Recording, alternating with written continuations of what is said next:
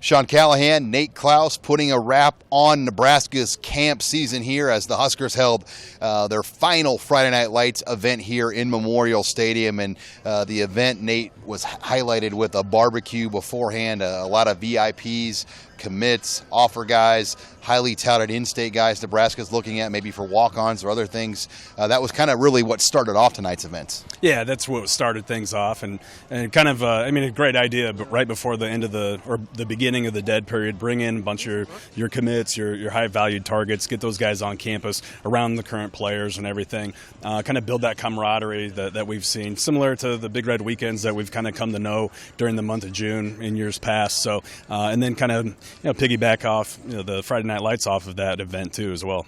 When you look at it, going forward, I think it's going to be interesting to see how this weekend is played for Nebraska, because we're seeing a lot of teams nationally using this weekend now as official visits, last weekend official visits. Nebraska didn't have any official visits, and I think that will change next year. If there's a guy that's going to make a decision in July or August, you almost have to maybe use an official, and it will be interesting how maybe this event changes when official visits can be played into it. Yeah, it's going to turn into an event where I think they have to bring in some official visitors, depending on their situation, what their commitment timeline is. Iowa's having a monster recruiting weekend where they're bringing in close to 18 official visitors. I know Wisconsin has had quite a few here too.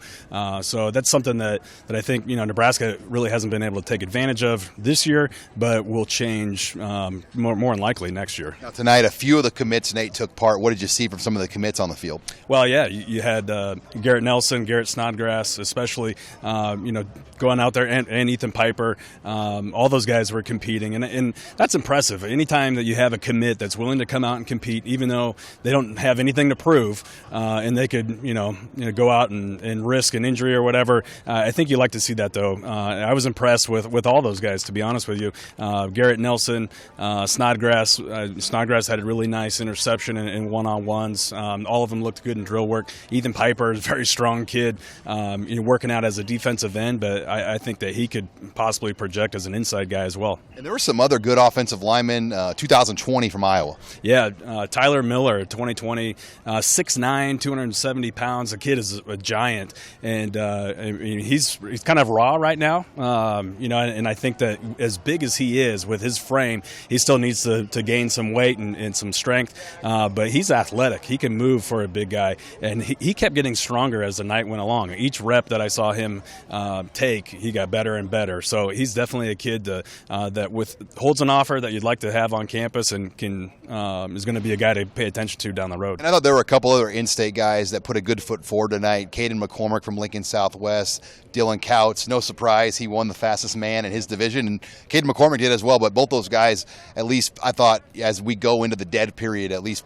put a good showing here for the Husker staff. Yeah, there's no question about it. Certainly Caden McCormick has kind of had a strong camp season. He won MVP at the Rivals camp in Chicago, came out tonight. And it was funny that he initially wasn't planning on competing tonight, decided to at the last minute, and went out there and performed extremely well, tested out very well, ran in the 4.5 range in the 40-yard dash. And I think he's a kid who's going to maybe push the issue a little bit.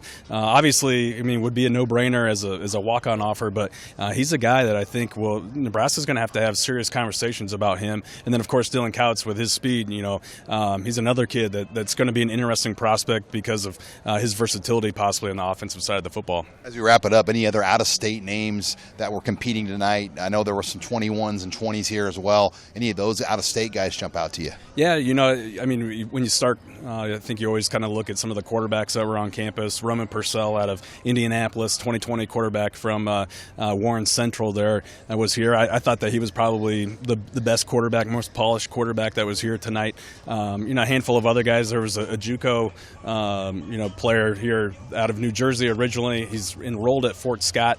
Jawan Mitchell is inside linebacker who could potentially be eligible to play immediately. So that's something to kind of keep an eye on. And if he's not going to take advantage of going to school right now, he could be a guy that could graduate in December or next May too. So, those are just a couple guys off the top of my head that impressed me off the hoof. Well, that puts a wrap here on camp season. Nebraska now will go into the dead period. Things will be dead all the way through July 24th.